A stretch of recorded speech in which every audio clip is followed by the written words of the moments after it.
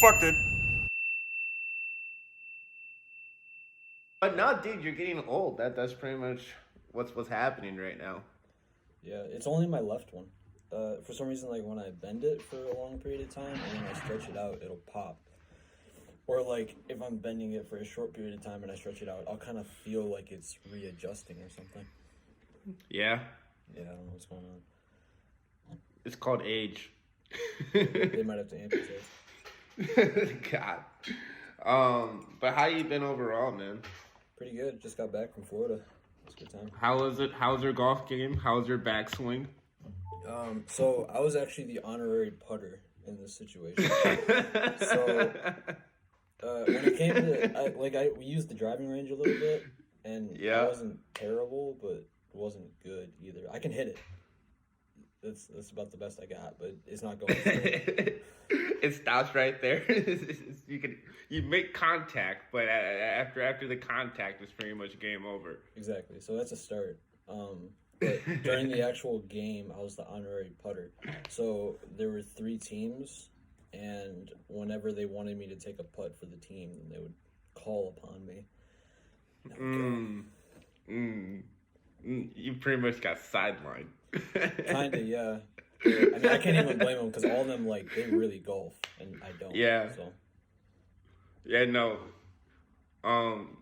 That's one thing that we should do. You need to buy yourself a pair of golf clubs, and we can go golfing some more often. I could see myself getting into it. It's fun. Right. I'm not good. I feel like so when Nick and I went golfing, it was pretty much just 3 hours of just goofing around because we had no idea what we were doing, and then we have golf carts too. So we were just like driving the golf carts up and around like through the sand dune, the sand pits, which you shouldn't do, by the way. We're just being ignorant. I noticed that they were taking very careful precaution to not drive in the sand pits. So Yeah, no. we were just like pedaled to the floor, just goofing off, waiting for someone to kick us out. But no, golfing is fun. It's golf. I don't know. I could see myself getting into it. The only thing I'd have to do is one, I need to learn the clubs, so what I should use and when, and two, if I could just hit it more straight, I could get into it. See, I think I hook mine. No matter where I go, say I'm facing the tee. I mean, not the tee, the green, or like the hole. I don't know the term. I have to put myself at a nice 60-degree angle to the left, and then to compensate for how much I hook or slice. I don't know what it is. One of the things that I learned, because I was also hooking right, because we went to Topgolf a couple of times before actually going on the actual golfing trip. I was holding the club weird, so they were just telling me to hold it straight. And I was like, what the fuck does that even mean, bro? I'm holding it straight. But, they have angles on them, like the clubs or whatever, and I didn't really notice that. So, although I was holding it quote-unquote straight, I wasn't holding it straight enough to where the ball would go where I wanted to go. So, it was kind of the actual part that I'm making contact with the ball with. It was kind of crooked a little bit, and it would cause the ball to hook right. So after I fixed that, I was hitting more straight, but still not straight. You said straight a lot. Yeah. I that makes sense. It's golf. Golf is kind of just it's a gentleman's sport. It's a rich man's sport too. That game is so expensive.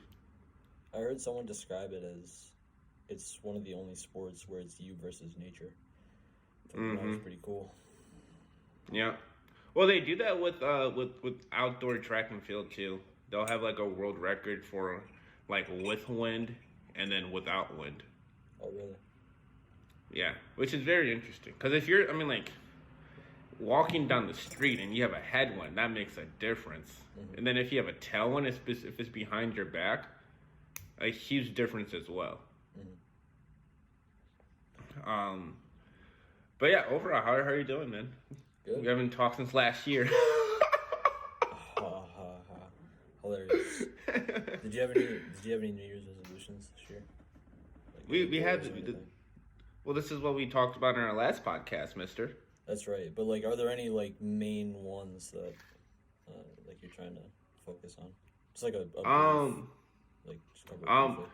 really focusing on volunteering 40 hours, no, not 40 hours, 20 hours a month. I went to a soup kitchen yesterday, which was it was fun. It felt liberating. I felt good after. I felt like Right. I did my good deed for the year. So now I get to wild out Mm-hmm. for the rest of 2023. That's cool. But really, I want to work really hard on giving back. So, that's one thing. What about yourself?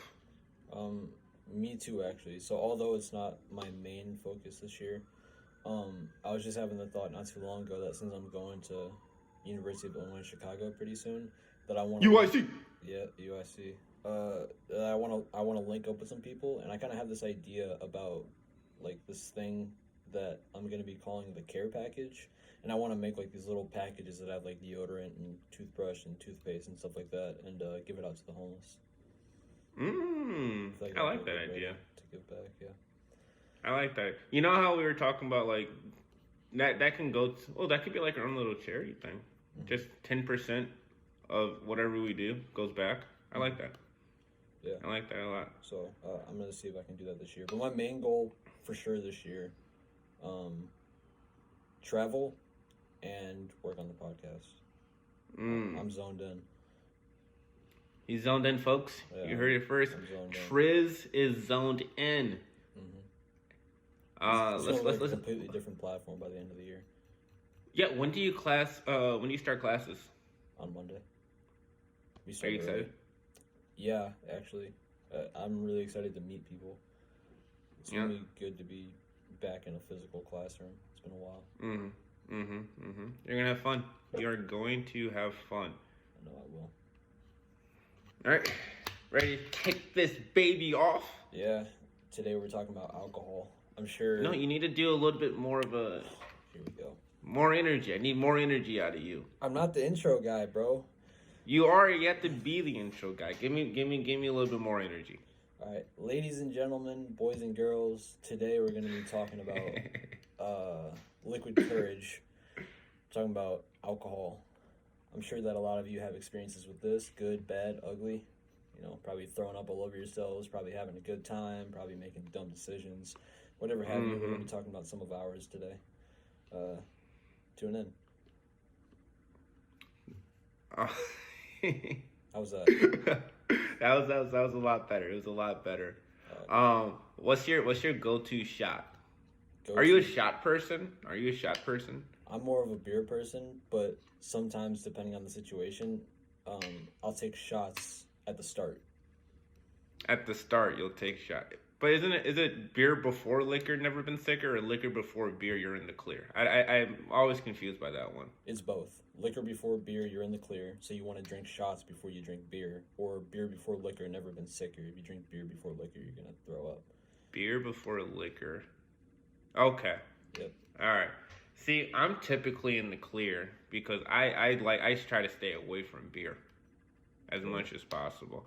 Oh yeah, but when I was in Charlotte the other day, the one beer I had while I was in Saipan, it's called Asahi Dry, and we went to this Japanese Korean steakhouse in Charlotte, and they had Asahi, and I felt like I was back on the island sipping on that stuff, man. It was so good. I don't know if it's good or not. I think it's the Japanese Bud Light, but it just tasted so good. I'm going to have to try that. You've brought that up multiple times. Next time we chill, we got to find some. We could go to... I don't think... it's hard to find. But... you ever been to H Mart? They might have it there. Oh, that's a good point. Yeah. That's a very good point. We can check it. But you're a beer person. What type of beer are you sipping on? If I'm trying to do light, Corona. If I'm really trying to like drink, the Modelo. Modelo's are really good. Modelo's are really good. I fuck with Modelo's. I like Pacificos and Mango Cart. I don't know. I think a Mango Cart is a golden ale. But Pacifico's is it's like it's the same brewing company as Corona. At least I'm pretty certain it is. Hmm. Yeah, you're actually the one that put me on the Pacificos. Those are good. Mm-hmm. Mm-hmm. And then you have the Hawaiian brand, like Big Wave, Cojones, or I don't know, Longboard. I think those are more of a darker brown ale, but they're also very, very good too. Hmm. I gotta familiarize myself with the lingo when it comes to alcohol. That's something that I'm not like very well versed on. I know like IPAs are hoppy. I know that like ales are more light. But that's really all I got. I didn't know what I was talking about. It actually just sounded right. Right. There's a whole it's a whole world, bro. When it Uh-huh. comes to like brewing and distilling and all that. When it comes to like whiskey, they have like the ages on there because the more aged it is, like I think it's like the Did you older know it that tastes. 2016 is a good year for wine? Why? I don't know. I just know it though. it's, Cool. it's what it's what everyone says. Like I whenever I go to like a winery, they're like, yeah, this bottle was 2016. It was a good year for wine. so The wine experts. I've never been to a yeah, wine tasting. they're fun. They are very. They'll get you. They'll get you. Gets the job done. See, Gets the job done. when it comes to liquor, I'm more whiskey. I like whiskey. I go to like a distillery or something. Hmm. The only I like what is it? Royal Crown Royal. uh Crown Royale. Is it Crown Royale? I thought it was Crown Royal. It is. It probably is Crown Royal. I don't. Is If it it's Crown spelled Royale, Royal? that's got to be something too. Are you talking about the resort? I might be. yeah, Whatever. You know what I'm talking about. Crown Royal. yeah. I like that, which is it's a Canadian whiskey, but I always thought it was just rum personally. But apparently it's whiskey. I like that. I've been sipping on a lot of Jameson lately, mainly because it was like a free drink. But Jameson's really good. Hmm. I'm typically more of a rum person, but I will say Jameson is winning me over. Whiskey typically just knocks my. The first time I ever got drunk, it was off of whiskey. So Which no, one? the Do you first remember? well, no, it was like well the actual brand is it's like Grant's whiskey or something like that. But it was the first time I got drunk, the first time I blacked out. Whiskey back in high school. Hmm. I remember. So So I was pretty late into whiskey, but the first time I ever really had it, it was Glenlivet 12, which is a pretty good whiskey, and I didn't realize how drunk a glass will get you because there's not like a lot of liquid in there, So I was kind of drinking it almost like beer. I didn't think that it would get me that drunk. I hmm think I had 3 glasses of it, and I was I was cooked for sure. yeah, no, you're drinking it dry, Yeah, probably. yeah. That I think that was probably one of the worst hangovers I've ever had. Mm, mm, It was pretty bad. I felt like shit. It was good, I'm sure. when it was happening, but yeah, the morning after was just shit. Didn't like that. Oh, let's talk about hangovers. Actually, like, how often have you drank and you said, "I'm never gonna drink again"? How often does that happen to you? Um, Or what? Not how often does that happen to you, but like, what's your like? You went out. You had a fun night. A little bit too much fun. What's your cure in the morning? What's that routine looking like to get yourself back on your A game? drink liquids, so like drinking water and stuff. My problem is that it's really hard for me to eat when I'm hungover, and that's Mm, one of the things that you really need to do to get rid of it. And I like my stomach just like rejects it. So mm, yeah, it's hangovers really take me out in the mornings just because it's really hard for me to eat. Like I'll go hours just like I remember last time I was hungover, I told myself that I was gonna cut back because I mean I had a bowl of soup. I drank some water, And it took me a while to actually get up out of the bed and make myself something to eat. All I could really make was a bowl of soup, and it took me 30 minutes to eat the bowl of soup because I would sit at the Mm. table, eat a little bit of it, then I just felt like I needed to lay down and I couldn't eat it, so I'd lay down for a little bit, kind of take a nap for a second, wake back up, get up, go sit back down, try and eat it again, and then repeat like 4 or 5 times. It's really crazy how, out of all the drugs out there, all the drugs that the government says that are bad that you shouldn't do, alcohol really incapacitates you for the longest. Yeah. It's crazy. And like if you throw away like the stupid stuff like fentanyl, meth, crack, which is actually like there's a lot of long term effects from that stuff, but Crack as well. alcohol, crack is whack. Wait, what's the saying? Black don't crack unless you smoke it.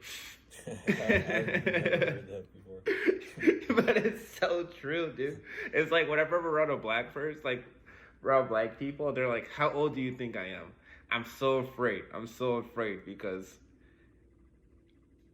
they just look so young. We look young. My Like mom, this she thing. looks young. Yeah. Dude, it's fantastic. That Palmer's cocoa butter rubbing on my face. You know what I'm saying? Swear. It works. The Vaseline. But no, is Vaseline actually? Do you put Vaseline on your face? I don't, but when I was living in North Carolina, that side of my family does. So I was doing it at that time. Okay, because I just found out. I've always just used cocoa butter. I never really. I just found out actually, literally this morning, someone was talking to me about Vaseline, Yeah. and I don't know, it was weird. But no, alcohol really doesn't incapacitate you for the longest. It's like you can smoke, and you wake up in the morning just like I feel fine. But then the people who are out drinking, they're like, wow, I'm just cashed out for the day. It's when I wake up in the morning with that hangover that I realize that I've just been drinking poison all night. Mm-hmm. You know? That's literally all it is. It's what is it? Alcohol's like fermented corn or it's just fermented like potatoes. Yeah, it depends on the alcohol. But yeah, it's like different fermented like vegetables and shit. It's weird. I think corn is whiskey. Or maybe potatoes are whiskey. I don't know. I'm already sounding I stupid. think potatoes are vodka. Okay, yeah, that sounds right. Potatoes are vodka, corn is whiskey, grapes is wine. Yeah. And back in like the 1800s, they used to like ferment wood or something like that, and that's why people started dying. Like during Prohibition. Yeah. Oh shit! I just lost my train of thought. I was totally about to say something. Oh, mead. I think it's like fermented honey or something like that. Yeah, That's what they yeah. used I to have do a back in the olden days. I have a buddy here who he makes his own mead. Really, I want to try Yeah, that. it's not bad. It's very desserty. It's very sweet. At least his is, because he would put like cinnamon and honey and chocolate in it. So it was like it's very sweet. But it will taste really good as a dessert. It's like his was a little bit more. You can taste more of the alcohol, so it wasn't like a dessert wine. But I can definitely see you pairing it with some type of dessert. Put me on, bro. That sounds good as fuck. It wasn't bad. It was not bad whatsoever. You ever had moonshine? Oh, yeah, dude. No, I hate moonshine. I I want to say that I've had it, but I don't really remember when I had it. That's not a joke. It sounds like it sounds like a joke. It's not a joke. I want to say that someone. I don't remember. I want to say I've had it once. Well, isn't moonshine again another victim of the prohibition? Like the cause of not the cause of prohibition, but like it came out of prohibition. Because NASCAR started because of like moonshiners. No, I mean if I had to guess, I would think that moonshine was around before prohibition, but I don't know that for sure. So this is where my brain goes to when it comes to moonshine. You had a bunch of alcohol, people like drinking alcopols, having a bunch of fun. Like, I'm selling my alcohol. And then the government said, no, alcohol, we're banning you. And then The reason moonshining comes from the word, because at night you can look up on the hills and you can see all the mini distilleries or whatever, yeah, distilleries at night, and that's where moonshining comes from. No, you're giving me Because a they history couldn't do it lesson. legally. Yeah. No, I And didn't then know NASCAR derived from because they had like the smugglers, and then they would have to soup up their cars to beat the cops whenever they got chased. And then once prohibition ended, they still had a bunch of fast cars. They wanted to see who had the fastest car, and then bam, NASCAR. What an origin story. I watched this episode of Bad Sport on Netflix, and there was this one about this NASCAR driver that was smuggling cocaine from Cuba, I think, into Mm. into Florida. I think Florida. I feel like that's from Them- Cuba to Florida. Okay. I don't remember what it was. Was it? Yeah, it was Miami. Yeah, it was. Yeah, Miami, Florida. How was he doing it? Was it obviously he had to use a boat? Did he just have like a really fast boat? Nah, there was a wild story about like the cops knowing about there was cocaine on the boat at one point, so they redirected the boat to like some other state and had to unload it before the cops showed up to that port. You have to watch it. It was a while that I watched this, but it was just crazy. Okay. Yeah, sorry, that was a little off Sometimes you topic. gotta do what you gotta do. Yeah. You like screwball, or have you ever had it? Oh, I love screwball. I love screwball. too. Screwball is really good. You get some screwball, some coffee syrup, and some whipped cream. Tastes so good. Tastes like just like you're drinking like a French vanilla coffee. Okay, I really gotta try that. Yep. I did, like a little cocktail that I made once was rum chata with hot chocolate, vanilla, and whipped cream, and a little bit of cinnamon. That was pretty good. Mmm. Actually sounds really good. Yeah. I think it's very impressive. I mean, there's mixologists, which is literally they make drinks, and people create drinks, and that is like a very interesting art in itself that people do that I don't know how to do. Like I think I know how to make a pretty decent rum and coke, but if I walked into a fancy bar one time, and then they're like, "What do you want?" I said, "Give me a Long Island iced tea." All the bartenders started to laugh at me. And they're like, "Are you serious? You come to this place and you want a Long Island iced tea?" No, don't worry. We'll give you a Long Island iced tea since that's what you want. We will give. And I was like, "Okay, my bad, man." Yeah, I learned pretty quickly that there's levels to that shit too. Mm-hmm. There are certain places where, like, I mean, they want you to get like you know, cocktails, like a real cocktail, with like bitters and all Yeah. that, yeah. So, Give me 1 second. cutting out. No. Um, but yeah, like get bitters and everything. I ordered an old fashioned one time, and I did not realize what an old fashioned actually was. Is it whiskey? With It's bourbon on the rocks with bitters and like an orange peel in there. I like it. It's pretty good. I don't know shit about it though. No, I don't know anything. Like when I was just in, looked at the was menu I? and It looked good. I look at the name, bro.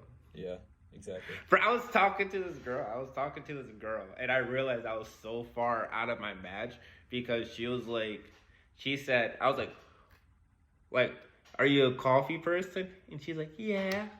I was like, "What type of coffee do you like?" And she's like, "Oh, I just ordered my coffee black." And I was like, "Oh shit, okay." Yeah. And I'm like, "What type of alcohol are you drinking?" And she's like, "Oh, I like beer." And I was drinking a mojito. And I was like, "Oh snap, okay." And I'm like, "What about liquor? And do you like shots?" And she's like, "I don't like shots, but I do enjoy like all my drinks neat." And I was like, "God damn it." Mm-hmm. Because I'm the type of person, I see sex on the beach and I'm like, "Oh, hell yeah, I want that." Or like a pink bikini. I'm like, "I want a pink bikini. That sounds so fun." Mm-hmm. So like we started hanging out, and I had whenever I was out with her, I had to order. I was like, I was like, give me a tequila straight. That's really not me. Relationship didn't last too long. But I had one in Florida that was called key lime pie. It was key lime flavored rum, ice cream, graham cracker bits on the top, and then limes to throw in there. Ooh. Yeah, it was pretty good. Although I kind of feel like frozen cocktails don't get me too drunk. I don't know why. I haven't had a frozen margarita in a while, now that you mention it. But I feel like when it comes to that, it's more quantity. And you don't taste the alcohol too, which is something. Yeah, I've never really been much of a margarita person. I'll go out for margaritas if everyone else wants to get margaritas, but I don't ever really order a margarita on my own. I will do it, but it's typically if I'm at like a taco restaurant. And I typically only go to taco restaurants on Tuesdays when it's taco night and they have like a margarita deal during happy hour. Yeah, that's the wombo combo right there. Tacos and margaritas. Oh, deadly. Yeah. Deadly. Now that we're talking about tacos, there's this place in Chicago called Velvet Taco. At some point, you and I have got to go. One of the best taco spots I have found in Chicago so far.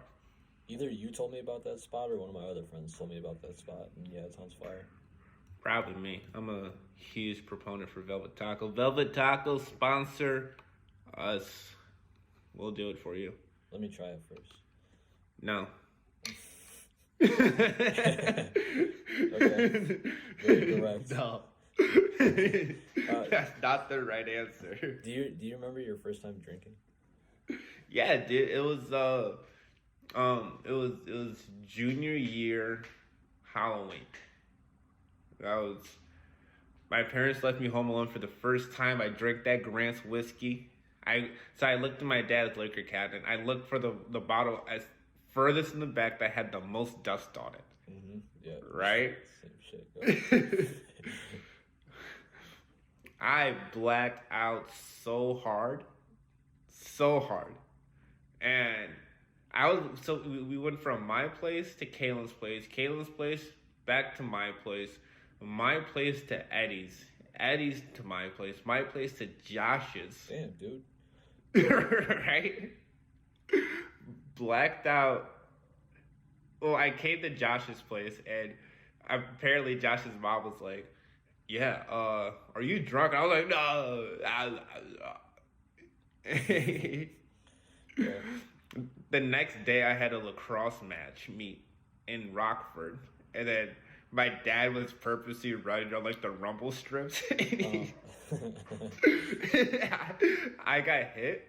I dropped the ball, crawled to the sideline, threw up. The trainer comes running next to me. The trainer comes running next to me.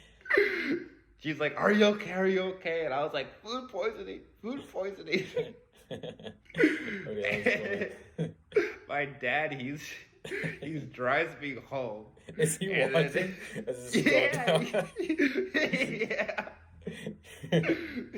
Well, my mom, she didn't want me to go to the lacrosse because she's like, oh, he needs to sober up. He's not feeling well. And he's like, obviously he's not feeling well because he's drunk and hungover. My dad, he abused me, man, just straight up. And it was like a couple of years later, we were talking about it, and he was like, yeah, I was gonna make you go to that game no matter what. He's like, you're gonna know what it feels like to be hungover. Yeah. Didn't drink again for quite some time. I bet. Did not until college, actually. My first time drink. Damn, that was a funny story. My first time drinking was, I think, also junior year. It's either sophomore or junior year, something like that. And it was me and my friend Connor. Shout out to Connor. He went into the back. Yo, Connor, shout out to you. Yeah, he went into the back of his stepdad's alcohol cabinet and grabbed one of the ones that was furthest from the back. It was vermouth. If you've ever heard of vermouth, yeah. I googled it just to kind of understand it a little bit. It's a fortified wine, and it's really bitter. It's fucking disgusting. So let me start out with the day first. First, we're walking around downtown Naperville talking about like how drunk we're gonna get. You know, we went to Chipotle. I got a burrito bowl with some steak. Oh, I remember this day. I went to Chipotle, got a burrito bowl with some steak, ate the whole thing. Then we went to Napier Nuts and Sweets. I got some candy, and I remember this. It was a soda that was red velvet cake flavored. I don't know what the fuck is going through my mind this day, but I'm just eating a whole bunch of shit before we actually do this. Then we get back to the house. We start drinking. We realize how bad it tastes. You know, it's absolutely disgusting. So we try and sweeten it up. So we're throwing like Skittles and fucking popsicles into the drink, trying to make it taste better, and nothing's working. So eventually we just suck it down. I got pretty drunk. I don't remember how much I drank, but it got pretty drunk and just threw up all over myself. Like I was just laying on the couch, didn't even see it coming, threw up like up and then down all over my clothes Just and all over the couch. projectile vomited. Yeah, it was really gross. And the Connor starts panicking. He's like, "Oh shit! Oh shit! Oh shit!" You know. So he helps me out. He gets me to the bathroom so that I can take a shower. And I remember in the shower, I threw up again, and I could see the chunks of steak from the Chipotle in the drain. It was so gross, bro. And then got out of the shower, just lay down on my bed and went to sleep. I think I threw up a couple more times as I was in the bed. And I woke up the next morning, had to go into the bathroom and pull the chunks of steak out of the drain. And yeah, so that was the last time I drank for a long time, and that was also the last time I had Chipotle for a very long time because I could. You called me like the next day or something about that. Yeah. I remember, because I specifically remember Chipotle, steak chunks, and red velvet cake. I specifically remember that. And maybe you told me, or maybe you called me the next day about it. But It was so gross. The chunks of steak were stuck in the drains. Like I actually had to like pull them out. You know, it was so disgusting. And I want to say that I didn't have Chipotle for like a year after that, at least a year. Oh my god, that's nasty, bro. Yeah, it was bad. That's not it. That one's not. It ain't it. That one's ain't it. It ain't it, Coach. It ain't. You live, you learn. Right, but it's funny because everyone has to go through those experiences to. I mean, like, everyone has their first. You know, everyone has their first time getting drunk, and then sometimes people need to have their last time getting drunk as well. It's all like a learning curve that we go through. Do you think that you have a better grasp on like what your limits are now? Oh, I know my limit, dude.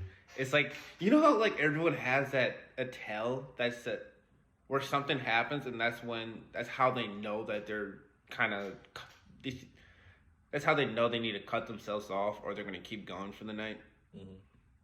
It's like I spill a little bit of my drink on myself. That's it's like I miss my mouth a little bit, and that's how I know.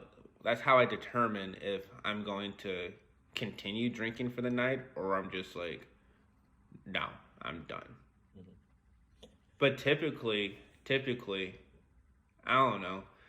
I'm the type of guy where, like, I want to dance. If I'm just sitting around talking to people, like, I'll keep getting a couple of drinks, right? But I don't want to dance and have a drink in my hand too, and I'm a dancer, you know. You are a dancer. Side note. You're like side a bar note. Ballerina. Side note. I just started watching Fresh Prince of Bel-Air, and I did not realize how funny and how great that show actually is. The old one or the new one? Is there a new one? I've been watching the Will Smith version. Yeah, it's just called Bel Air. Oh no, Bro, I'm sitting there watching this show just dying of laughter. It is so funny. So funny. And I don't understand why I have not watched. I was looking to find Friends, to watch Friends. And then I saw Fresh Prince. And I was like, you know what? I'm going to watch some Fresh Prince. Started at season 1, episode 1. Already had me laughing and cracking up. Mm-hmm. It was amazing. It was cool to hear him talk about that show in the book a little bit, just like how it kind of works behind the scenes, and it made me respect him a lot. I mean, I already respected Will Smith for being Will Smith before that, but it just gave me a different perspective of who he is as a person. Because like the character that he's playing is really based off of like who he is. He grew up in Philadelphia, so like he was just kind of being himself in a little bit of a more dramatic way. It was fun. It's a really good show. I like it. Um, what were we talking about before? First time drinking. When we stopped First time drinking at the drinking.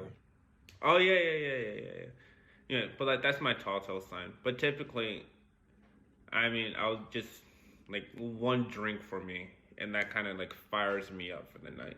Mm. If I'm around a bunch of boring people, then it's kind of just like I might need a little bit more courage.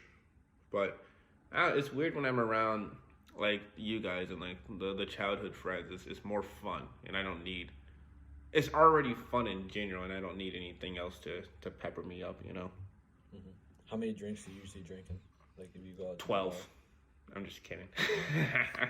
Fuck 12. um.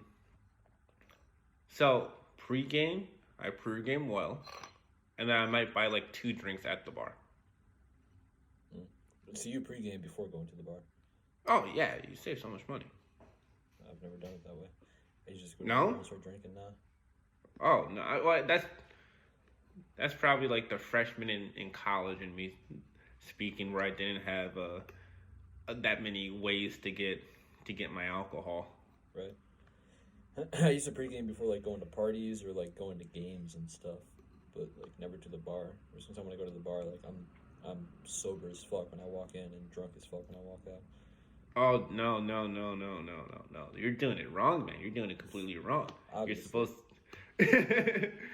Like if I could, the only reason why I buy a drink at the bar is just so I can have something in my hand to socialize. Hmm. You know, I think that's kind of weird not having anything in your hand. Or sometimes I just pick up a beer can and that's like what I have in my hand until I hit the dance floor. Right. And I definitely need like I'm very introspective, I guess. So I definitely need. I shouldn't say need. I want a couple of drinks in me before I actually start socializing with people. Um, it would make more sense to pregame. So I should start doing that. I'm surprised it took you this many years to figure that out. Shut up.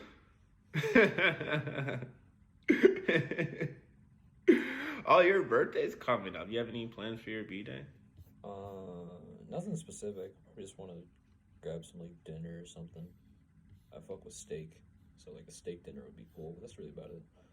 Maybe like chill with some friends. That would be fun. That Yeah. would be fun. Um, alcohol. Do you What's think? your what? Go ahead. What was that? No, go ahead. Go ahead. You started. I don't know what I was gonna say. Do you think that alcohol is good or bad? I think it's horrible for you. I mean, like again, out of all the drugs that the U.S. government says is bad, I think well, technically speaking, alcohol is the most dangerous drug in America. It has the most deaths, caused deaths, and out of everything, I'm pretty sure. Like, Makes sense. and is alcohol is related to a lot of gun shootings, murders. There's like a very clear connection to alcohol and a lot of stuff. So I do think it's bad. But I also recognize that, I mean, alcohol is also the international language. If you don't know everyone knows how to speak beer and wine, you know? It's kind of intertwined in the culture now. I don't think there's any getting rid of it. I mean, they tried that with prohibition and it didn't work. Stupidest thing ever. It's not going away. No, it's like every culture has some type of alcohol based in it. Um, so I think inherently, it's bad, but everything's bad if you abuse it too. I do think America has more of the abusive behavior when it comes to alcohol, but um, and I also think it's stupid that you have to be 21 to drink in How do you America. think it should be? 16. Yeah, I heard. If I am old enough to end someone's life, I think I should be old enough to buy a drink. I remember hearing something where it's like countries like I think Germany does like a 16 drinking age, and they have a lot less drunk driving accidents because I think the driving age is 18. So you're able to drink before you're able to drive, and you learn your limits before you actually, you know, get to driving. Yeah. So they have And then a lot less. And then also in countries like Germany, they have like a zero tolerance policy when it comes to like drinking and driving. Like here in America, you're drinking and you drive, you lawyer up, lose your license for probably like a couple days, and then give you a slap on the wrist and say, "Don't do it again." But in Germany and Brazil, they're drinking like if you're behind the wheel, you have to blow zeros, or you get arrested, and you do. I think in Brazil it's something crazy. Like if you get caught drinking and driving, you do probably. I think you do like 8 years in prison. There's a lot Something of crazy countries like that. Yeah, they don't play around with that kind of shit. I think it's South Korea. Um, if you get caught with even like a gram of weed, I think it's like minimum 10 years. Mm-hmm. And their prisons They are don't- not like friendly. Like they're very. The cages aren't large enough. That kind of Really? stuff, yeah. And you're like, Oh, pooping wow. in buckets, allegedly. Ugh. I don't know about all that. Ugh. I don't know, man. Yeah, for a gram. If I go to prison, I want to go to prison in the Netherlands. That place seems fun. Yeah. But no, I mean, I think everything's well. You can have a glass of red wine, and it supposedly gives you healthy heart benefits, right? I've heard. I think I did a So- paper on that once. So it's good. But at some point, it's going to turn out bad if you start binging. If you start binge drinking, you know, and that's kind of like where the downfall begins. So do you think that it's alcohol that's bad, or do you think it's our relationship with alcohol that's bad? Definitely the relationship with alcohol.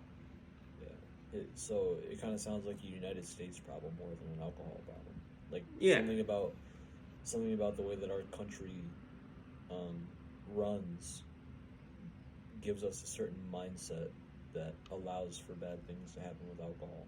Which I guess it makes sense too, because like, I mean, imagine like you're rich or famous or just really well off, wealthy, or even down bad. Even if you're in like a lower income community, like how alcohol could either repair that or kind of if you're wealthy and you're drinking a lot, like if you have a drinking problem, it might make you feel like you have superpowers or something. Mm-hmm. That kind of shit. It's also very interesting how it's a wealth divide too. Like driving around Naperville, right? How many liquor stores do you see? Not a lot. Not a lot. You gotta Now- really go out of your way to get some alcohol, man. I It's know nuts. one liquor store in Naperville, and it's that one kind of by the Wendy's. When you turn into off of Napier Plainfield Road, I don't know. I think you get on Washington or something. That's the only liquor store I know, and it's only comes when I'm driving to downtown Naperville. Yeah. Past 11 o'clock, you gotta drive to down this road to get alcohol because they stop. Yeah. Around here. Right? Other than that, you have to go to a grocery store. But you cross the railroad tracks, you go over to the south side of Chicago. How many liquor stores do you see? Too many. Too many. That's a very crazy relationship between alcohol and wealth right there. I actually have something kind of written down about that. Do you think that that's on purpose? I'm not trying to get like conspiratorial or anything, but it's just weird. It's a very interesting coincidence. Let's just put it like that. That's a good way to put it. It's a very interesting coincidence. We can just leave it at that. It's just let's let that one hang in the air. That was a good answer. I guess just with that too, it's interesting how you cross the railroad tracks. You don't find banks. You find like debt collectors and what are those things where you can like cash your paycheck in now and they'll take a small percentage of it. They're like currency exchanges Yeah, there or you go. something. I was gonna say credit Cash. union, but that's Yeah, credit unions or I don't know. It's just No, interesting. You I don't think find currency exchange is the right answer. but you don't find that many. You don't find banks. You find those. You don't find You find a lot of liquor stores and tobacco outlets. It's interesting. It's Yeah. just, And then I mean, again, like we that, wonder why people like that struggle so much, because it's too easily accessible. right? I mean, they how are they even going to get a loan? Where do they get a loan from if you're living in that area? There are no banks. Hmm. It, Hmm. I didn't even think about that, man. When's the last time you driven through like an area like that and seen a Chase Bank? You don't. That's the They don't thing. exist. You know, the No. resources out there are so scarce. So like, is it on purpose? No. It's just very interesting coincidence. Well, it just It seems like probably all it the probably goes things. back to um what's that redlining? Redlining. You know what that is? Yeah, Probably just goes back to that, to redline districts. yeah, man. That was kind of a sad conversation. I didn't even think about the whole bank thing, man. It's fucked up. I mean, like, it's a part of the history that we have too. Right, The rich want to stay rich and keep the poor poor.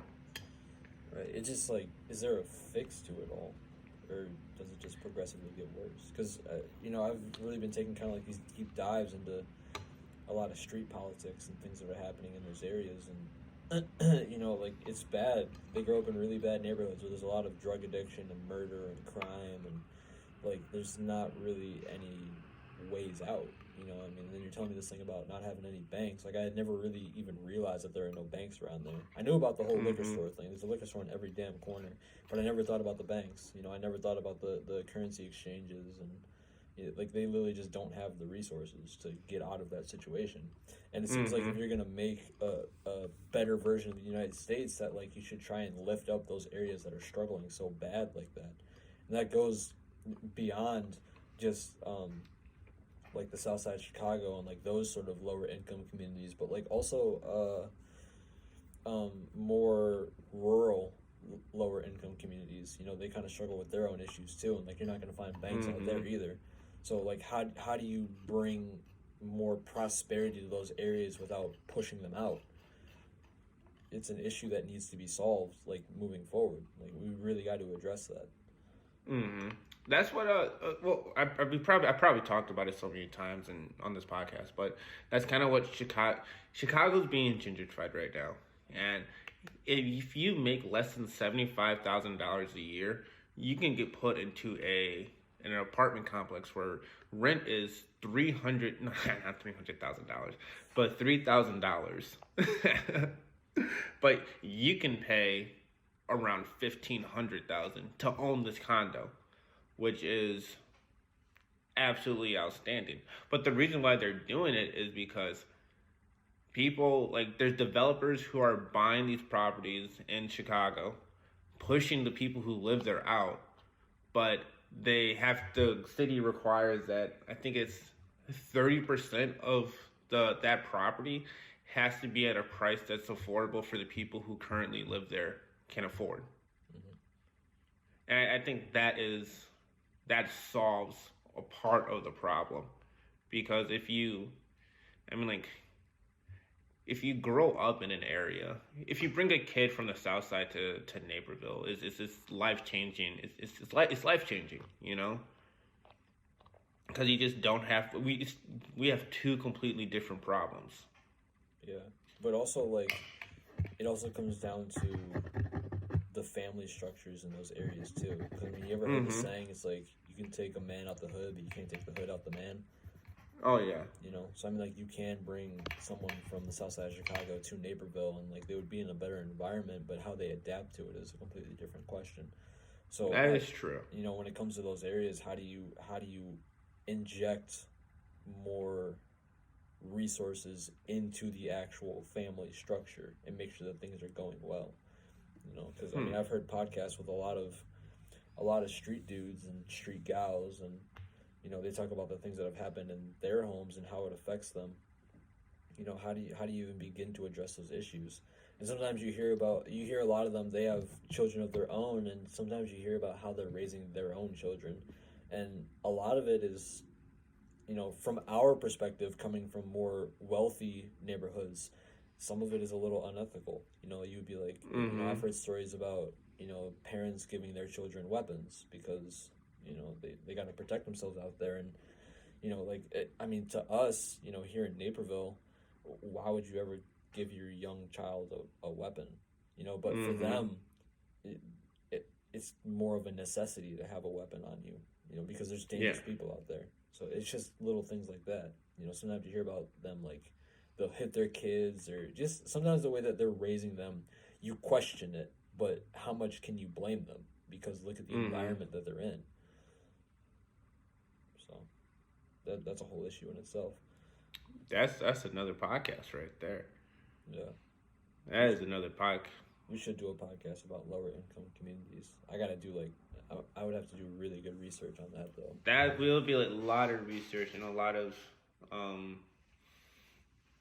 research, maybe even like an interview too, because it's not a place where I don't know too much about it. I know like what I've seen, but I don't know. It'll be interesting. Yeah, I definitely have something cooking for the future that I would like to do to help out a lot of those communities. Which, like, I'm not really going to talk about it because, like, it's not even near completion and needs a... Oh, damn. They coming for you? Oh, gotta go. Thanks for joining the podcast, guys. Yeah. But it needs a lot of work. But there's definitely an idea brewing in my head that I would like to try and do for mainly the south side of Chicago, just because I'm from this area.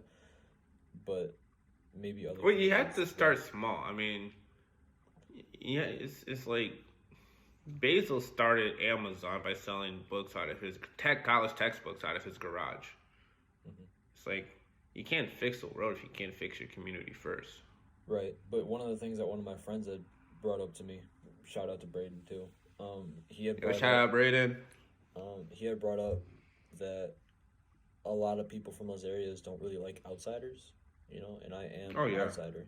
I didn't grow up by any sort of street code or anything, So I mean, the first step in doing this thing that I have planned is linking up with people who are from those areas and understand it a lot better than I do, and having their input and their say on this.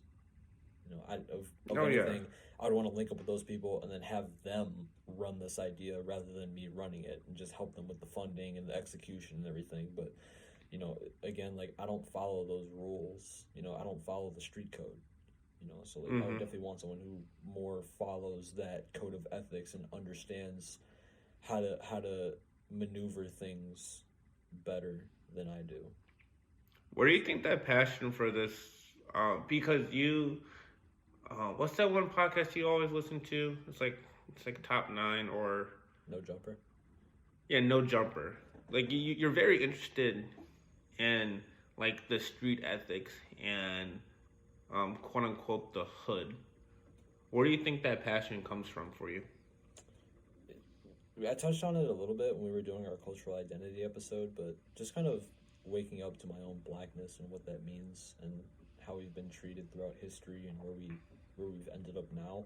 I mean, there are a lot of people of color who are stuck in these areas because of the history that we have here in the United States. And although I'm not directly from that area, I do feel a sense of connection to it. And you and I. But why? But why? I guess I'm trying to because you could have went to like education. You could have went to Black history. You could have went. There's a 1,000 different avenues that you could have brought your mind to and brought your attention towards. But why is it like the hood is kind of where your attention gravitates to? There's a couple of different things that run through my mind when you ask me that question. Number one is the violence that I hear about in those areas it almost doesn't sound real. When you hear these people talk on No Jumper and they're talking about some of the different experiences that they have and stuff like that, it literally sounds like they're making it up. It doesn't sound real, but it's 100% real. So, like, that aspect of it really kind of interests me, I guess. That would be one. Number two, um, even though I'm from Naperville, I don't come from the best, most stable background, and a lot of that has to do with, you know, my mom and my grandmother growing up where they did, and coming from where they're from. They've had to deal with a lot of issues like that and growing up in bad neighborhoods. It's like I've heard stories, and I do feel just a sense of connection to it all. Okay. I'm sure I could think about more. We should do a podcast on it at some point because I'd have to like write it out and really organize my thoughts. So really, is I guess to come break down what you expressed to me was that you feel a sense of connection to maybe like a misconnection to like that experience. Yeah, and then also the music. I don't really listen to drill music like that, but I do think that there's a lot that goes into making music, you know, because when you're making music, you're talking about your lived experience.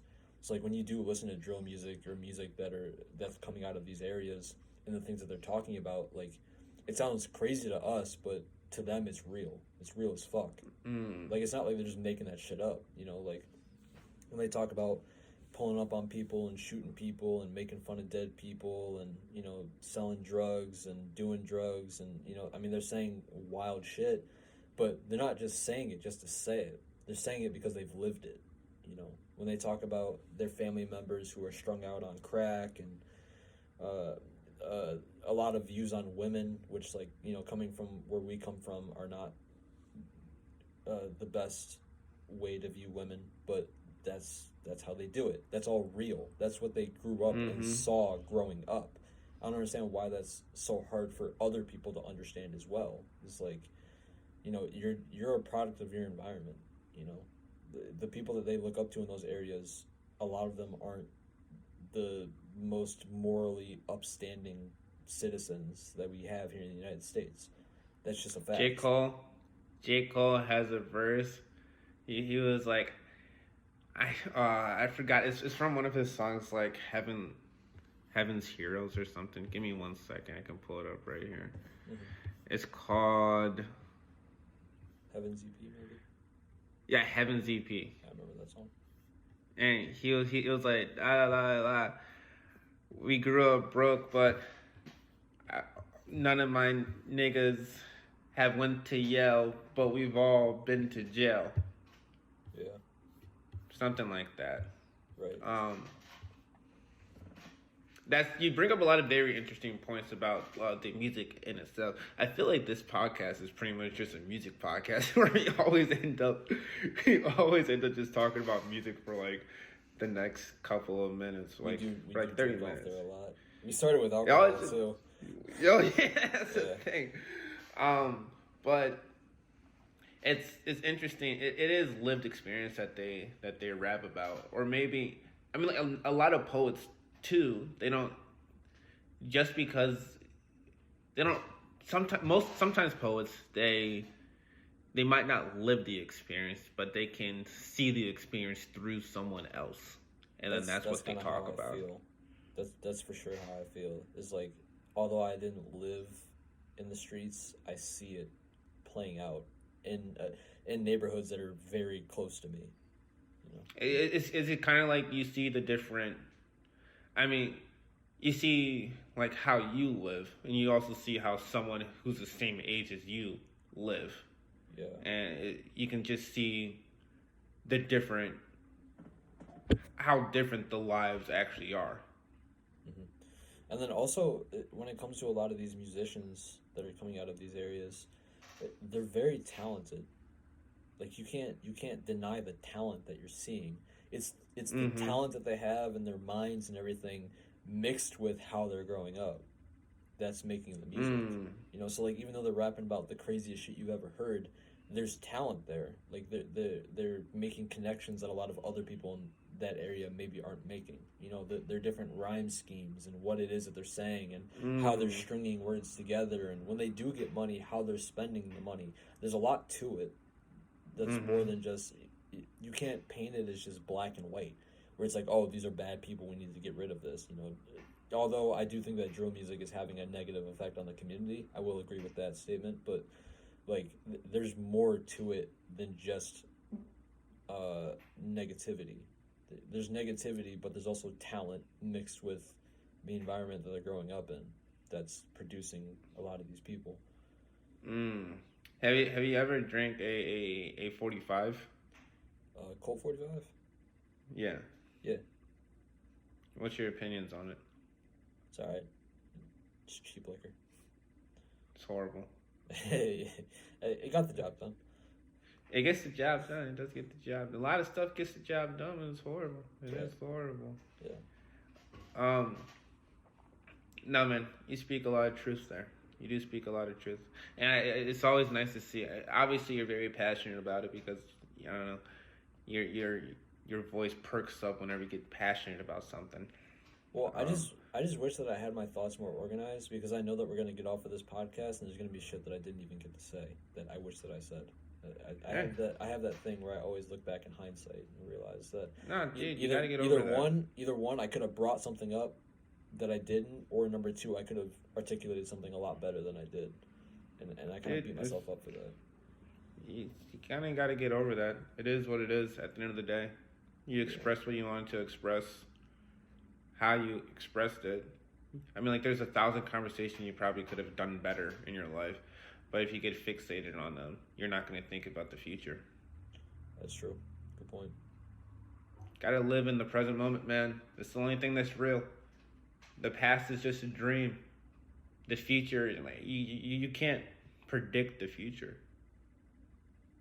You can't do it. You ever do this? There's this one exercise. It's kind of weird, but it's like you relax, and then you just look behind you, and then you look in front of you again. And then you look behind you, and you look in front of you. And it's supposed to just like, it just releases a lot of stress out of your body. Because you don't know what's behind your head right now. Could be someone standing up behind you with a knife. It could be, right?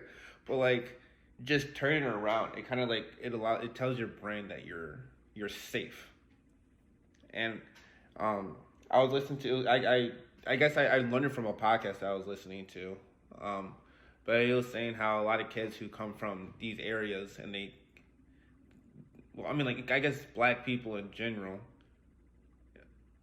we come from an area where, I mean, like, we walking down the street and just get jumped, you know, it's not a fun place to be. Although the likelihood of that happening to like you and I is very low, but it's like, I don't know, I'm walking around a bunch of white people in the forest. I'm looking at the person who has the rope, you know, I don't want to get lynched today. Yeah. But that exercise is just supposed to like remind you that, like, hey, you're safe right now. Right. I was kind of thinking about that, something similar when I went on my trip to Florida. They're all good people, but I was definitely the token black person in that situation. So, Mm-hmm. um, I didn't know in South Park that's who Token was.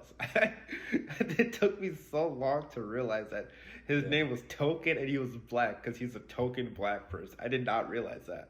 Right. Although we don't deal with a lot of crime and drugs and stuff around us, growing up as a black person in a predominantly white area is kind of its own struggle. You know, just learning how to navigate these areas as a black person, and there's a lot of people that, number one, you have a different cultural experience than they do, and number two, you can't trust everybody.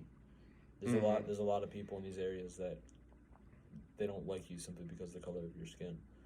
You know, we had mentioned it in the cultural identity episode too, but whenever I walk into a store and don't buy anything and walk out, I'm always nervous that I'm going to get stopped.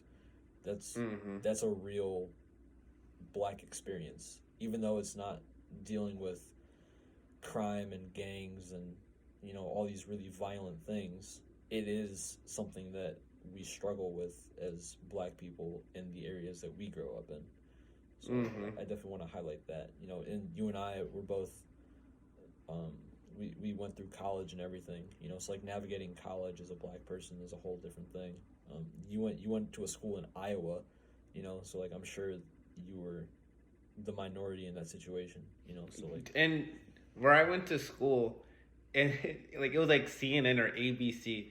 They did a story about the most racist town in America, and it was Dubuque, Iowa, in 1992. was it really? Yeah, Yeah, and that's like there was what I'm talking about. like 2 years before I got there, there was a cross burning. Yeah, see that's wild, man. And I mean, like we talked about a lot of the stuff in the cultural identity episode, but I mean, this experience that you and I are going through is it's something that we live through every single day, and we continue to live through it. So there's, I mean, like it's yeah, we started off this conversation with alcohol, and it is we're here right now, but there's so much to talk about, you know, and like that feeling of being the token guy in the friend group is something that I struggle with here too, and like in Pittsburgh, cause um I don't know, it gets lonely, you know, yeah, and I'm still waiting to find my my people, right. you know. Not to mention that like a lot of white people in these areas, they have an idea about what a black person is supposed to be, and they try and push that on you. And like Oh yeah. if you don't fit into that image of what they imagine a black person to be, uh, then they kind of like let you know it, and it makes Mhm. you feel weird. It almost makes you feel like, again, we mentioned this in the cultural identity episode, but sometimes it makes you feel like you're just not black enough. You know, it's like Mhm. this is there. You have white people telling you that this is what a black person is supposed to be. You know, and you're not that. And Mhm. it's a weird feeling. It's something you got to kind of get used to because it's just people kind of pushing these narratives on you. And there's a point where, you know, when you're growing up, you're actually kind of believing the shit that they're saying to you. And then eventually, as you grow up and you know you hit certain ages, you kind of start to have this awakening when it comes to your cultural identity and realizing that you know you don't have to be that. At the end of the day, you're still black. You know, even though Mhm. you're not in a gang and you're in school and you like to read books and meditate and you know do whatever it is that we like to do, you're still a black man and you're still looked at as a black man. That doesn't Yep. change. Yep. Just to get back on the topic of alcohol, what are your thoughts on Hennessy? Mm, I've only had it like once or twice, but I liked it. It's it it stings going down. Yeah, but Oh, that you're done? yeah, That's that's all it. the description that you were giving? Okay. Yeah, it's good. I like it. The worst hangover I ever had was off of Henny.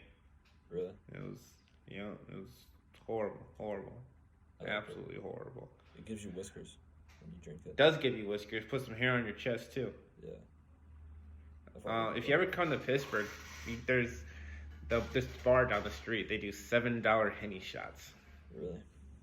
Mm-hmm. I, We're gonna be off you the Henny. you ever had Douce? I actually never had these. It's a good one too. Ever had Four Loco? No, You never had a Four Loco? no, What was the other thing that we were talking about? Oh, have you drank orange juice and brushed your teeth yet? no, Or brush your teeth then drink orange juice? no. Actually, when we were in Florida, we did have oranges too, but I didn't do it. You should have done it, man. You got. It's so tart. It's so disgusting. Oh, good. Why would I subject myself to that? Cause you probably done it. You're just blocking out that experience from your head. Yeah, it's possible. And you never had a Four Loco. No. Is it like a what is it? It's hell in a bottle. Is it mixed with like an energy drink? So it originally it was, but then they outlawed having caffeine in it. Yeah, because So I don't really like energy drinks. I think that's kind of why I stayed away from it. no, there's no energy. It looks like an energy drink, Mhm. but it's not an energy drink. Gets the I job done. Yeah, I have had Monaco's. Like Monocos are really good. Monaco's are really good. You should get soju one day. It's Korean. I've had soju before. Soju is really good. You ever had I sake? drink a little. Oh, I like sake. It's really light. It goes down like water. It's dangerous, man. Yeah. It is dangerous. You drink a lot of that. What else? What else is there? I don't have. I think I'm talked out of alcohol. Yeah, I mean, we're at an hour 10. So. We are at hour 10. Yeah, we've been talking for a while. Anything else you want to get off your chest, man? Nah. Can you give me a quick freestyle? Give me a quick freestyle. Dude, I don't know how to freestyle. Yeah, you do. Yeah, you do. You always do great. After I get off this podcast, I'm gonna go get myself a drink. Fuck what you think. Mink. Alright, that's enough. Peace out, y'all.